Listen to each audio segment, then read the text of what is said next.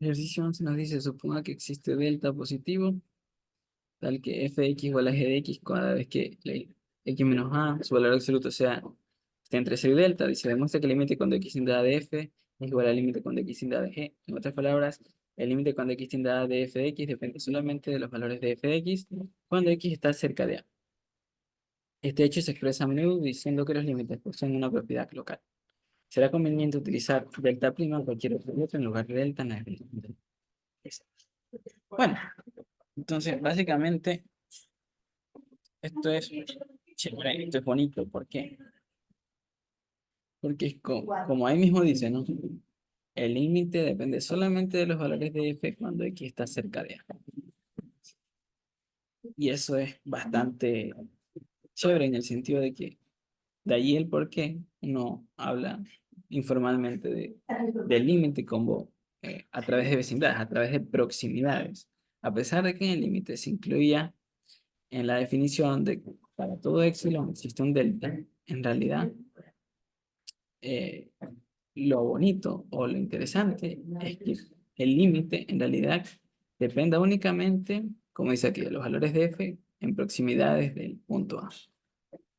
¿Ya? Entonces, si el límite cuando x tiende a de f de x igual a el número real, entonces dado epsilon positivo, existe un delta 1 positivo tal que si x está en el dominio de f y la distancia entre x y a sea mayor que 0 menor que delta 1, entonces la distancia entre f y l, el valor absoluto sea menor que delta.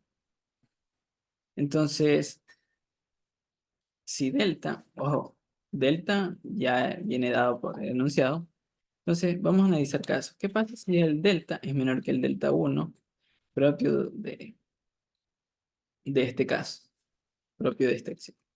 Entonces, eh, x menos a en valor absoluto estará entre 0 y delta, implicará que esto también es menor que delta 1, ¿verdad? O sea, si x menos a es tal que su valor absoluto está entre 0 y delta, como delta es menor que delta 1, esto a su vez es menor que delta 1.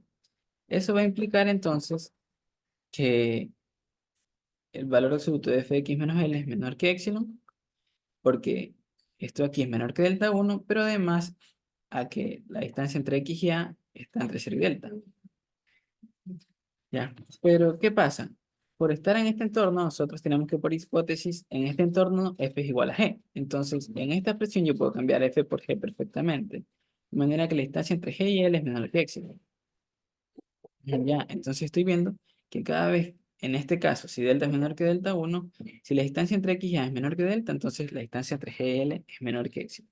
Estamos llegando a una proximidad para g. ¿Cuál es el otro caso? Bueno, si delta 1 es menor o igual que delta. Algo que me faltó tal vez acotar aquí es que, bueno, no, en realidad no. Se da por entendido que tanto delta como delta 1 son positivos por la hipótesis, ¿no? Acá teníamos que delta 1 era positivo y delta también. Ya, entonces, si delta 1 es menor o igual que delta y la distancia entre x y a es menor que delta 1, entonces esta condición también va a ser menor o igual que delta.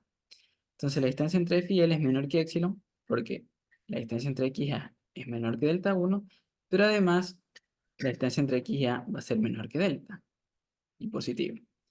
Entonces, en este entorno nuevamente f y g coinciden. Entonces, aquí puedo cambiar f por g y llegamos a que la distancia entre g y l es menor también que epsilon. ¿Ya? Entonces, ¿cuál va a ser el delta apropiado para yo decir formalmente que g de x es menor que l en cualquier, perdón, que la distancia entre g y l es menor que epsilon en cualquier caso? Bueno, la clave está en ver en quién tomé yo en cada caso, entre delta 1 y delta. En el primer caso, si delta era menor que delta 1, tomé a delta. Y si delta 1 era menor o igual que delta, tomé a delta 1. Es decir, tomo siempre el mínimo entre ambos. Entonces, voy a elegir a delta 2 como el mínimo entre delta 1 y delta. Y ahí sí, tendré entonces que si la distancia entre x y a está entre 0 y delta 2, entonces la de g y la distancia entre g y l va a ser menor que epsilon. O dicho de otra manera, y como el epsilon fue arbitrario, se tiene entonces que para todo epsilon 3 positivo, para todo vuelta 3 positivo, existe epsilon 3 positivo, tal que si x está en el dominio de mi función y la distancia entre x y a está entre 0 y delta 3, entonces la distancia entre g y l es menor que epsilon 3. O dicho de otra manera, que el límite cuando x tiende a de g de x es L. El límite el cual a su vez era el límite cuando x tiende a de f. Entonces estos límites coinciden. Ahora vamos con el ejercicio 12. Se suponga que f de x es menor o igual que g de x para todo x. Demuestre que el límite cuando x tiende a de f de x es menor o igual que el límite cuando x tiende a de g de x si estos límites existen. Vamos con este literal. Ya, supongamos que ambos límites existen, son números reales. Ahora supongamos por reducción al absurdo que se tiene la hipótesis, pero que el límite cuando x tiende a de f de x es mayor que el límite cuando x tiende a de g.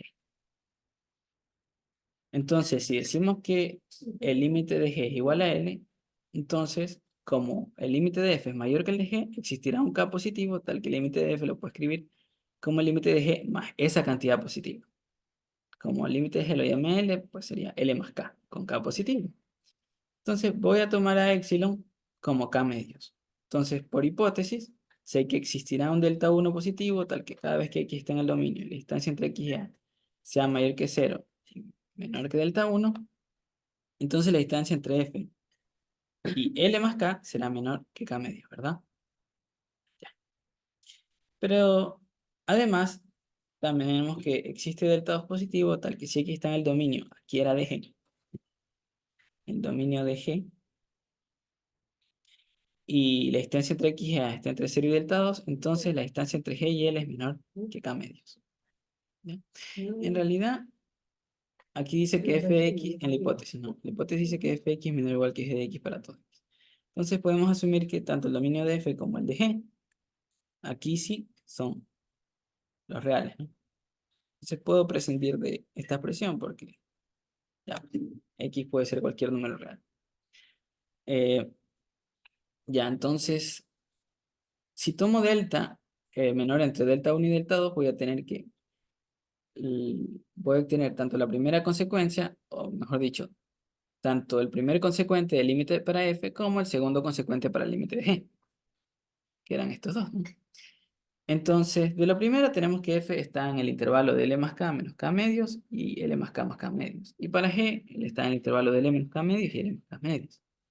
De manera que f pertenece al intervalo de L más k medios a L más 3k medios y g al intervalo de L menos k medios a L más k medios.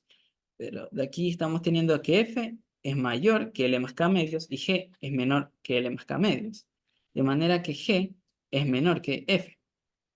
Pero esto es imposible. Entonces, esto nos da una contradicción. Y entonces, ¿de dónde surgió la contradicción? De suponer que los límites seguían el orden inverso, ¿no? Por lo tanto, el límite de f de x sí es menor o igual que el límite de g de x cuando x tiende a. Ahora, el literal B decía, ¿cuál sería? Bueno, vamos a ver qué dice el literal B. ¿Cómo puedo obtenerse una hipótesis más débil?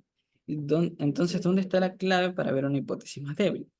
Vemos que la existencia o la demostración dependió únicamente de, de que X se ubicase en un entorno de A.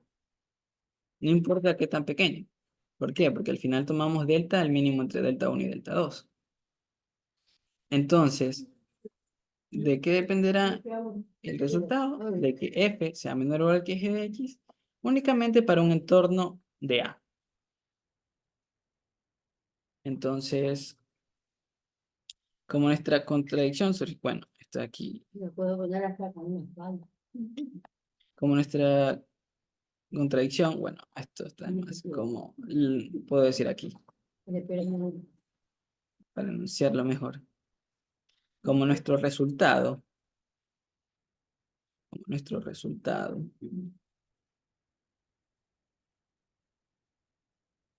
como nuestro resultado surgió de una evaluación local de f y g, entonces una hipótesis más débil es pedir que exista delta 1 positivo, tal que f sea menor o igual que g, cada vez que x esté en el entorno esté en este entorno, el entorno de a menos, menos delta 1 a más delta 1.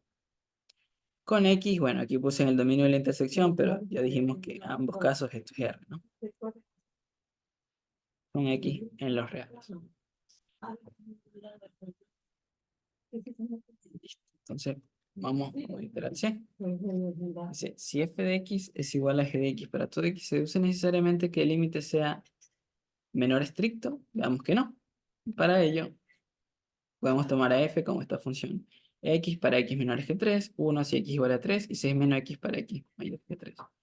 Uno puede comprobar que esta función siempre es menor estricta que 3. En el primer tramo, es claro que es menor estricto que 3. En el segundo también. Y en el tercero, si x es mayor que 3, menos x es menor que menos 3. Entonces, esta expresión es menor que 3 también. Entonces, tenemos que en esta parte toda esta f es menor que 3. Y voy a tomar a g de x precisamente como 3. Entonces, allí se tiene que f de x es menor estricto que g, pero el límite cuando x tiende a 3 de f de x es 3. Porque el límite cuando x tiende a 3 por izquierda es 3 y el límite cuando x tiende a 3 por derecha de f es 3. Entonces, esta cantidad es 3, que es precisamente el límite cuando x tiende a 3 de g. Entonces, puedo tener que f sea menor estricto que g y que el límite sea igual. Los límites sean iguales. Y listo, estos han sido los ejercicios 11 y 12. Gracias.